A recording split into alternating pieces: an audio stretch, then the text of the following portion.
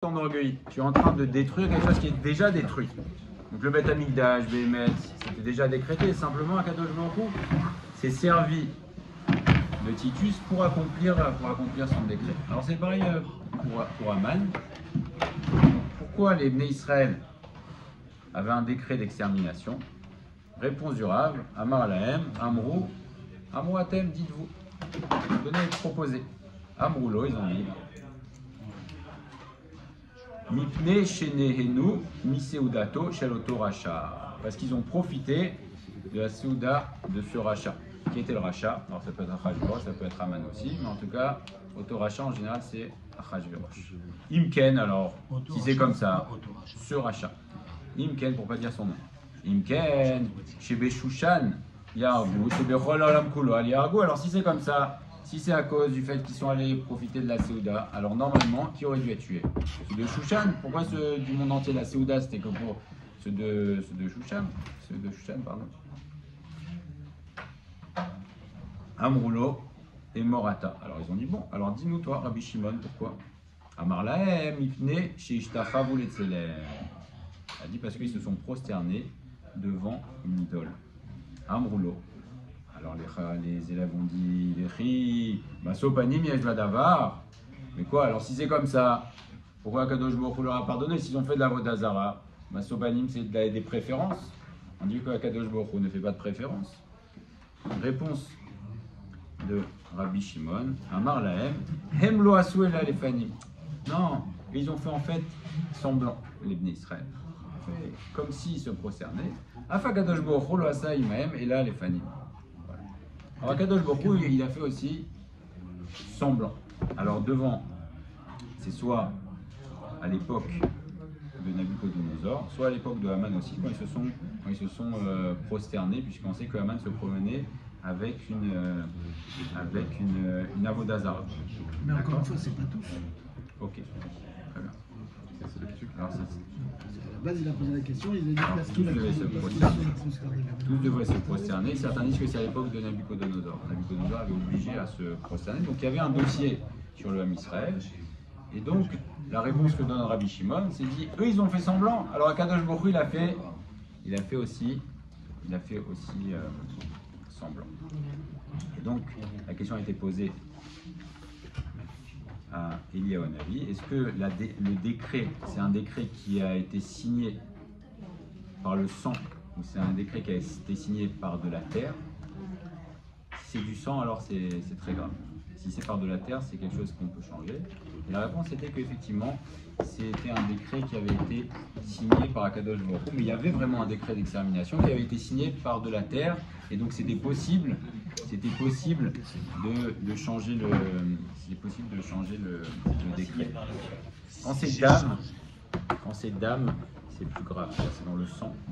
C'est quelque chose, alors l'explication que donne le Siftei Chaim, c'est quand c'est dans le dam, c'est quelque chose qui est à l'intérieur d'eux. C'est-à-dire que si la faute des Bnei Israël venait du fait qu'ils se soient vraiment rebellés contre Akadosh Baruch Hu, c'était quelque chose de très profond, alors à ce moment-là, le décret se serait accompli parce que ça aurait été quelque chose de profond dans l'âme Israël. Mais bétite, quand c'est bétite, c'est quelque chose qui est plus extérieur, c'est quelque chose de plus souple. Et donc, étant donné que c'était pas une gamme interne, mais c'était une erreur du Ham Israël, alors Akadosh Baruch Hu a fait juste pour les éveiller. Et donc, il a fait comme s'il a fait semblant. Akadosh Baruch Hu qui voulait nous détruire pour nous réveiller. Top. Alors, tout ça, c'est du côté de Akadosh Baruch Hu et du côté des Bnei Israël. On va essayer de voir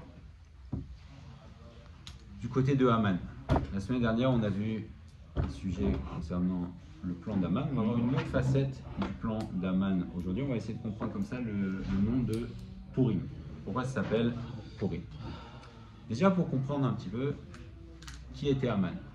Haman, à Gilgulim, c'était le Gilgul du Nachash à Kalmoï, donc du serpent. Donc on voit que c'était pas n'importe qui. D'où on sait ça? Haman, c'est Raché Tevot, Hu, Mishoresh Nachash. Et même Nun. Hu, Mishoresh Nachash, il vient de la racine du serpent. Et apparemment, Haman le savait. Et Mordechai, pour un petit peu voir les protagonistes, c'était le Gilgoul de Adam Arishon. On a déjà vu cette confrontation entre le Nachash et Adam Arishon, dont on sait que Mordechai Hatzadik était le Gilgoul de Adam Arishon. Il est marqué après la faute de Adam Arishon. Kadosh Baruch Hu a dit il y aura de la haine entre la femme et le Nachash. Comment on dit le mot haine dans la Torah? On ne dit pas Sinal, on dit Eva. Eva, Aleph, Yud, Bet, He. Rachet Tevot de Ish Yehudi, Hayav et Shushan. Donc c'est de là on apprend que Mordechai était le Gilgoul de Adam Arishon. Mordechai également, pour voir la grandeur de Mordechai. Mordechai, c'est la même gématria que Rav Chesed. Rav Chesed, c'est une des 13 midotes de miséricorde d'Akadosh Baruch Hu.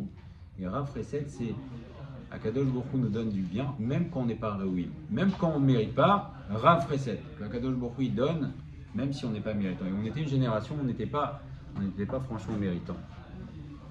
Et pourtant, Akadosh Baruch Hu nous a donné, Chesed Assoum, à la fête de Purim. Et donc Mordechai, il représente, ça a été le chaliar pour envoyer la bracha. Et on sait que Akadosh Baruch Hu choisit ces personnes, n'est-ce pas? On dit Megalgelin Srout allié des Zakai, on fait venir les choses, les mérites par les gens méritants.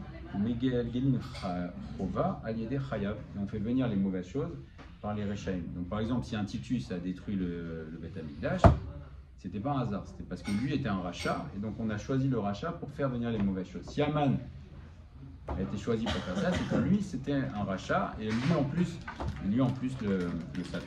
Deuxième introduction qui va être importante, qui apparemment n'a rien à voir, mais il y a un grand rapport.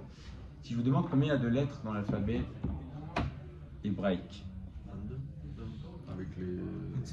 avec les alors il y a 22, mais il y a 5 lettres Hamsha, qui sont les 5 lettres finales, qui s'appellent Mansefar, Mem, Nun, Sadik, P et Chaf Sofit. Et ces 5 lettres-là, on les retrouve souvent, et notamment à Hoshana Rabbah, on tape 5 fois sur le sol. On tape 5 fois sur le sol, ça représente ces 5 lettres-là, Mansefar, parce que ces 5 lettres représentent les forces du din.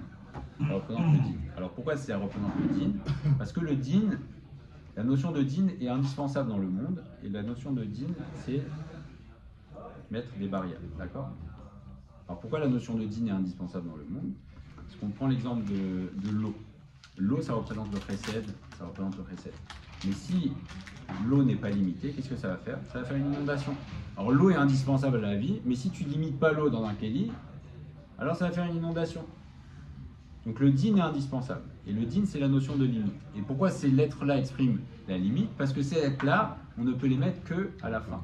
Donc on est obligé de les mettre à la fin. Donc elles expriment, ces 5 lettres-là, elles expriment le din. La gematria de ces 5 lettres, Mansefar, en tout, si on fait le compte, ça fait 280. C'est 280, c'est Peresh. Ça commence à ressembler à Purim, n'est-ce pas? Peresh. Peresh, P, c'est 80, et Resh, ça fait 200. Donc ces 5 lettres-là, la gematria groupée de ces 5 lettres, c'est Peresh, c'est par. Donc ça fait 280. Et donc Aman Aracha, qui était le Shoresh, la racine du mal, et sa femme et ses amis, ils puisaient leur force de ces Korot Adin. D'accord?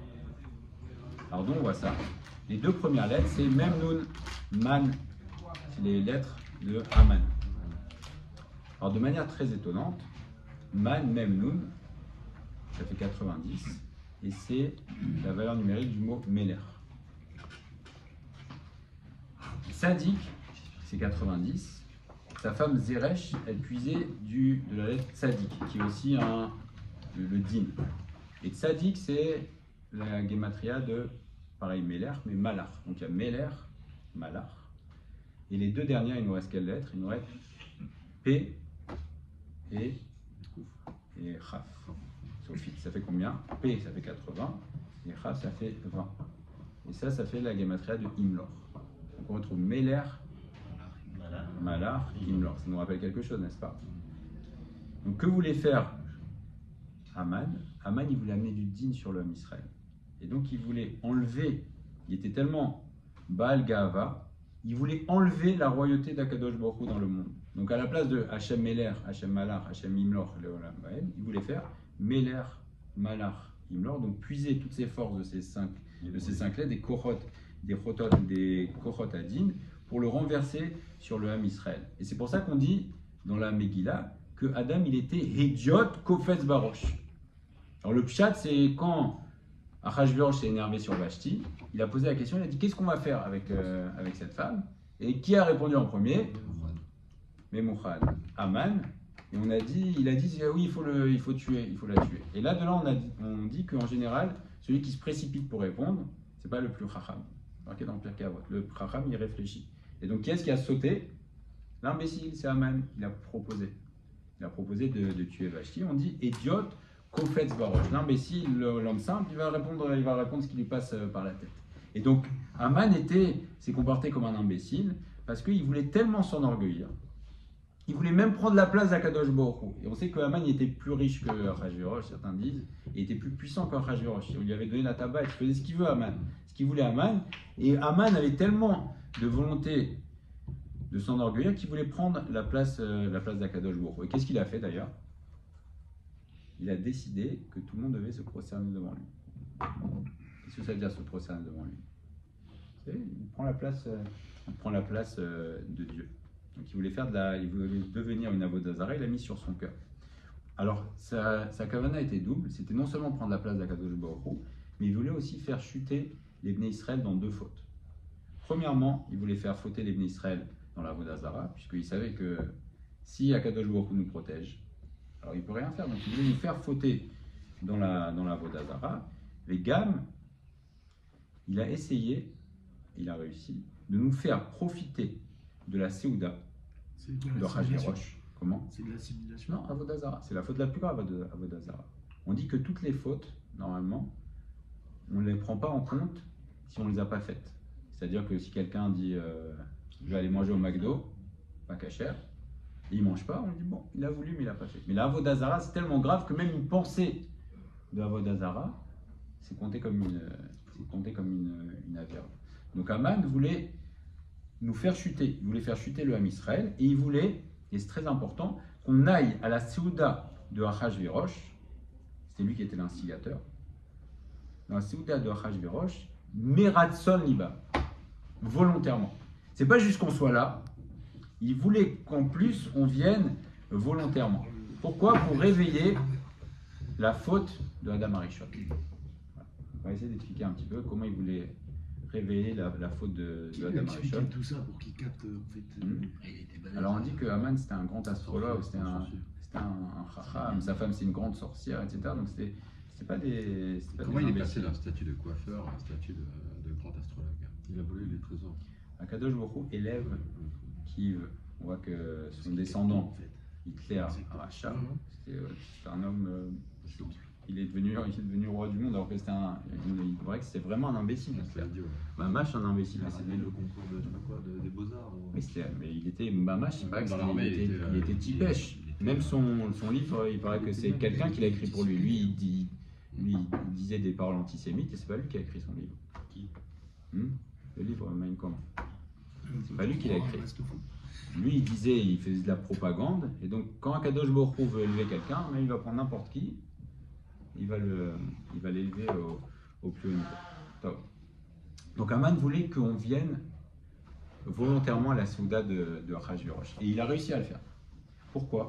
Parce que l'avodah zara, on pouvait toujours dire, il nous a obligés à faire de l'avodah zara. On avait peur de lui et on était obligé de se prosterner devant lui. Donc il y aurait toujours eu l'excuse de dire, l'avodah zara, on n'avait pas le choix. S'il nous avait obligés à venir à la Séouda de Achashverosh, pareil aussi, on aurait pu dire. C'est une des trois choses pour lesquelles on doit se laisser tuer. Alors, effectivement, sauf si c'est. Comment? Non, alors de Shmad, on doit même pour les lacets de chaussures, on doit faire. Donc c'est ce qu'on a dit. Lifnim, il se prosternait lifnim. C'était comme si. Une période d'extermination, les bien passé, même pour un tout petit truc. Donc on aurait pu, si on était venu forcé à la Séouda de Achashverosh. On aurait pu dire aussi, l'Avodazara, on n'a pas fait exprès, vous mettez Béonès, c'est pas notre faute. Et la Séouda de Achashverosh aussi, on n'avait pas le choix. Donc c'est pour ça. On n'aurait pas été ostracisé.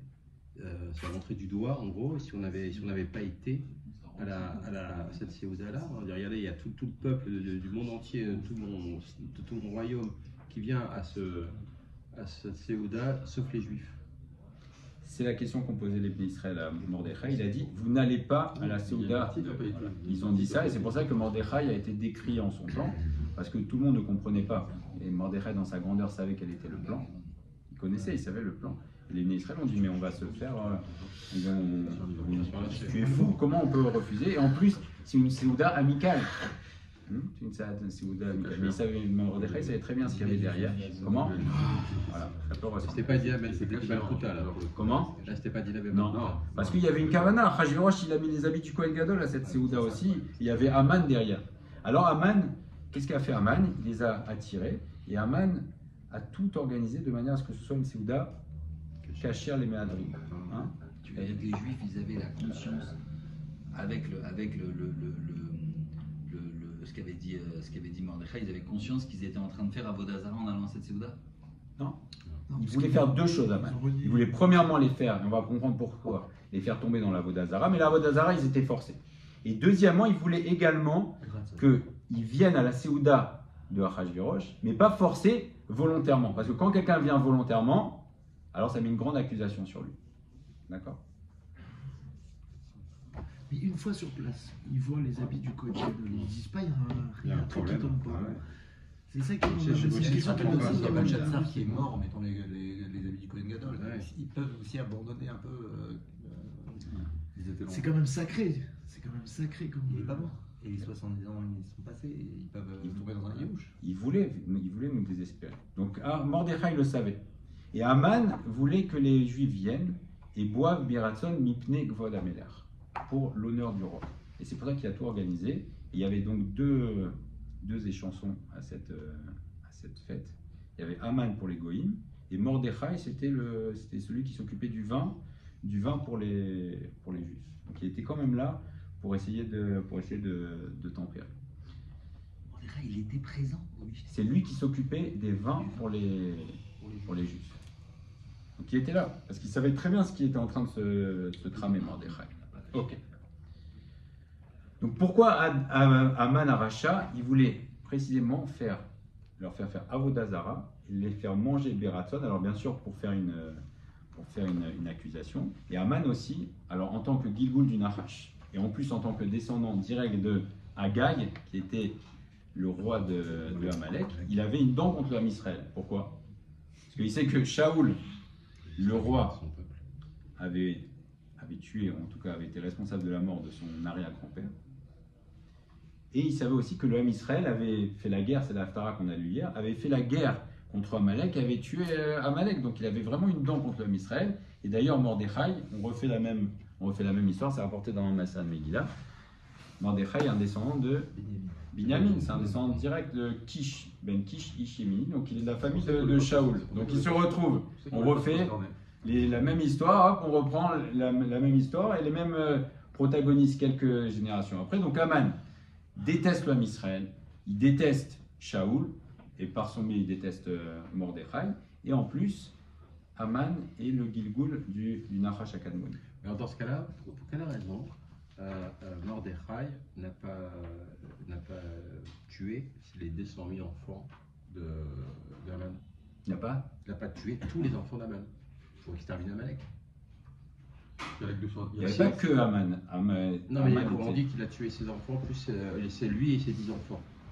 Oui, mais il y avait le peuple Amalek, c'est-à-dire que Aman n'était plus le seul représentant d'Amalek. Tous les enfants d'Aman ont été tués, mais il reste Amalek. Tous les enfants, on dit qu'il en a tué que 10, alors qu'on dit qu'il en avait 200, plus de 200. Après, les Juifs ont tué plein de tous les ennemis d'Israël qui matent, mais après Amalek, on ne savait plus exactement. L'opportunité qu'il y a eu de tuer tout Amalek, c'était au moment de Agag. Quand il n'a pas tué le roi de Amalek, alors à ce moment-là, ça a été une catastrophe parce qu'à partir de là, il renaît le... Il avait une haine malgré que Shaoul a eu quand même pitié. Oui, parce qu'il a été tué quand même. Et de toutes les manières, Aman, c'est Amalek, c'est-à-dire qu'il a une haine viscérale du Ham Israël, et là, il avait une occasion. Alors pourquoi il voulait faire ces deux choses? Parce qu'il voulait refaire la faute de Adam Arishon. Qu'a fait le Nachash? Le Nachash, il a incité Adam Arishon à manger du fruit. Donc là aussi pareil, il voulait refaire la même faute, lui inciter à manger de la souda de Hachashverosh qui avait été interdite. Et deuxièmement, j'ai marqué dans la Gemara aussi que Adam Arishon, min haya, qu'il a fait de la Avodazara. Après ça, Adam Arishon. En tout cas, que ça lui était considéré comme de la Avodazara. Donc Aman voulait reproduire Mamash la faute de Adam Arishon. Et donc il a réussi son plan quasiment, puisqu'il a fait faire de la Avodazara. Mais il manquait quand même Mordechai. Il voulait aussi tuer Mordechai parce que c'est lui qui l'empêchait de tourner en rond. Ils ont fait quoi comme Avodazara? Ils sont prosternés devant son Tselem. Il avait une Avodazara cousu sur une statue de aussi. Il y avait une statue de Nebuchadnezzar. Mais c'est pas sur lui, c'est pas sur l'individu qui se sont prosternés, devant le roi. Comme on dit, on doit donner du kavod à un roi, on doit se prosterner. Alors lui, il faisait se prosterner et il avait une Avodazara aussi. Donc en fait, c'est ça qu'il faisait, c'est extérieurement. La marche du peuple, c'était de se prosterner devant le souverain, pas forcément devant l'idolâtre, devant l'idole qui représentait. Exactement. Et c'est pour ça que c'était pas vraiment de l'Avodazara. Ils ont fait ça extérieurement. Ils donnaient du kavod et c'était même autorisé. On dit que même Mordechai, il aurait pu, sur le plan halachique, le faire parce que ça aurait été montré de la déférence. Mais Mordechai savait très bien ce qu'il y avait et personne ne le comprenait. Mordechai savait très bien que le but n'était pas juste de dire qu'on va intégrer le Ham Israël. Le but annoncé de Haman depuis le début, c'était de détruire le Ham Israël. Donc Mordechai, c'est marqué Lokam Veloza. Il n'a pas bougé d'un millimètre. Il a dit non, je sais très bien ce que tu veux, je connais ta kavana. Et donc Mordechai s'est élevé. C'est ça qui rendait fou Haman. Puisque Haman, il savait que Mordechai, c'était le blocus, c'est ce qui bloquait son plan. C'était Adam Arishon, lui c'est le Nachash, et donc c'est pour ça qu'il avait tellement de haine contre Mordechai, parce qu'il empêchait, c'est ce qu'on dit l'empêcheur de tourner en rond, Mordechai. Maintenant, on va essayer de comprendre pourquoi ça s'appelle Purim. Donc Haman, on voit encore une fois, ça dévoile encore à quel point c'était un Chacham dans le mal. On a vu que Haman puisait ses forces des lettres Mansefa, Peresh. Qu'est-ce qu'il a voulu faire? Il a voulu prendre, il nous manque 3 lettres, n'est-ce pas, dans le Purim. Le Vav, si on voit le nom de la Kadosh Baruch Hu, Yud, Ke, Vav, Ke. Le Vav, si on reprend les Sphirot, il y a le Yud qui représente la Chorma, c'est la première Sphirot. Le He, c'est la Bina. Ensuite, le Vav, c'est les 6 Sphirot du milieu. Chesed, Goativan, Netzarod, Yesod. D'ailleurs, la lettre Vav, ça a une valeur numérique de 6, n'est-ce pas? Donc le Vav, c'est long. C'est ce qui fait descendre de la Bina, des sphirotes supérieures, vers le bas. Donc c'est ce qui fait descendre le Shefa vers le dernier He du nom d'Akadosh Baruch Hu. Le dernier He, c'est la Malchut. Donc qu'a voulu faire Haman? Il a pris c'est quoi pour? Il a voulu faire un tirage au sort. Et pour, c'est prendre le Vav et le mettre entre le P et le Resh pour empêcher le Shefa de descendre vers le Ham Israël. Donc il a pris Peresh, Gematria de Mansefar, il a mis au milieu le Vav, donc, comme pour empêcher la bracha de descendre. Et on a dit d'où est-ce qu'elle descendait cette bracha? Elle descend du He. Le Vav, en fait, ça fait le lien entre le premier He du nom d'Akadosh Baruch Hu et le deuxième, n'est-ce pas? Le premier He du nom d'Akadosh Baruch Hu, ça représente la Bina. Il y a combien de Sha'ar et Bina? Combien de portes de Bina? 50. 50, c'est la gematria de Yud même. Mi. Donc c'est Purim. P, Vav, Resh, c'est ce que voulait faire Haman Aracha. Et Akadosh Baruch Hu a fait descendre directement Yud même, c'est 50. Les 50 Sha'arei Bina. Donc il a squeezé. Comment? Pourquoi pas pour Anne directement? Parce qu'il y a le Pshat. Pourquoi en fait, détacher le 10 et le 40? Ok, parce que la Bina s'appelle Mi. On dit, ça s'appelle Mi. La Bina. Donc c'est pour ça que donc le nom de la fête de Purim s'appelle comme ça. C'est parce que Akadosh Baruch Hu a contrecarré le plan de Haman Aracha. Et pourquoi Purim alors? Pourquoi pas Puran? Pour répondre en partie, c'est une des raisons également. Là, on a vu un peu le sens profond de Purim. Parce que une des raisons pour laquelle c'est Purim, c'est parce que il faut se rappeler de quoi Akadosh Baruch Hu nous a sauvés. Donc, quand on rappelle en Purim, c'est se dire qu'il y a eu un homme à un moment qui a voulu disposer de notre sort, comme ça, sur un tirage au sort, au dé. Et donc, quand on veut se rappeler des bienfaits d'Akadosh Baruch Hu, c'est important aussi de se rappeler de quoi il nous a sauvés. Le dire il nous a sauvés, très bien. Mais si on se rappelle, et d'ailleurs quand on dit Purim, on dit c'est quoi pour? Pourquoi pour? Ah, tirage au sort, quoi, Aman il a voulu faire ça. Et donc ça éveille en nous aussi le sentiment de reconnaissance. Parce que de dire que Akadosh Baruch Hu nous a sauvés, très bien. Il a promis qu'il allait sauver le peuple d'Israël tout le temps. Mais savoir de qui il nous a sauvés. Et on voit qu'il n'y a pas très longtemps, à Rabim, il y a 75 ans, on voit que l'âme Israël était dans une situation similaire et le décret s'est appliqué. Hein, on voit que le décret, c'était Amalek aux commandes. C'était pareil, c'était un petit peu, c'était juste avant le début de la Géoula. Donc c'est la même situation. Et il y a eu un Amalek, on voit que le décret s'est appliqué. Alors pour quelle raison? Ce sont les calculs d'Akadosh Baruch Hu, mais quand on dit Purim, au-delà du sens profond, c'est aussi de dire la Karatatov envers Akadosh Baruch Hu, c'est qu'il nous a sauvés de nos ennemis. Et c'est rapporté à la fin dans le Hallel, on dit Hallelu et Hashem kol hagoyim. Dites, vous les goïm, le Hallel à Akadosh Baruch Hu. Normalement, c'est nous qui devrions faire. Les goïm, parce que les goïm savent, eux, tous les plans qui fomentent contre nous. Et nous, on ne le sait même pas. C'est que Akadosh Baruch Hu nous sauve, mais on n'est même pas au courant de leurs plans. Comme des fois, on dit que voilà, le Hamas, il voulait faire ci, faire ça, et finalement, son tunnel, il s'est effondré sur sa tête, mais on n'est même pas au courant. Donc les goïm savent, c'est pour ça qu'à la fin des temps, c'est eux-mêmes qui vont dire « Ah, mais Akadosh Baruch Hu, comment il s'est occupé d'eux ?» Il y a des choses qu'on sait. Alors des choses qu'on sait, par exemple pour Purim, on doit se rappeler que Akadosh Baruch Hu nous a sauvés d'un danger tangible et d'un homme qui voulait nous détruire.